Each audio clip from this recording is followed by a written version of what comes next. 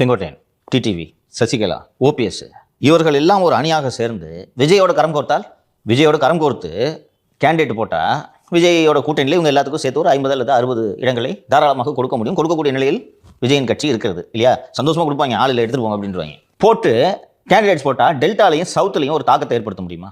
தாக்கத்தை வெல்றது கூட வாய்ப்பு இருக்குது. ரைட்டா? இதை அதிமுக எதிர்கொள்ளும். இப்போது நம்ம பேசும்போது ஒரு ரெபலியன், இது இன்டிசிப்ளினு, தலைமைக்கு விடுக்கப்படக்கூடிய சேலஞ்சு, தலைமையோட அத்தாரிட்டிக்கு விடுக்கப்படக்கூடிய சேலஞ்சு. ஸோ ஒவ்வொருத்தரும் சேலஞ்ச் பண்ண ஆரம்பிச்சிட்டான்னா என்ன எப்படி இதை அலோவ் பண்ணிட்டு இருக்க முடியும், அப்புறம் கட்சி எப்படி நடத்த முடியும் அப்படின்றதுனால தான் ஆலோசித்து ஒரு டிஸ்கஷன் நடந்து இந்த முடிவை எடுத்துருக்காங்க அப்படின்னு சொல்லிட்டு சொன்னேன். அதோட ஃப்ளிப் சைடு என்னன்னு கேட்டால், இப்போ இவங்கெல்லாம் ஒன்று கூடுவாங்க.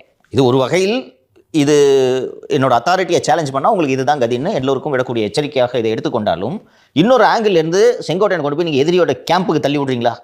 ஒரு மகிழ்ச்சின்னு சொன்னதன் மூலமாக சந்தோஷம் பாஸ், நான் கிளம்புறேன் பாஸ் என்று சொல்லுவார். ஒரு 4 அல்லது 5 தொகுதிகளில் செங்கோட்டையனால் டேமேஜ் பண்ண முடியுமா? இதை நீங்கள் எப்படி ஹேண்டில் பண்ண போறீங்கன்றதான் பார்க்கணும்.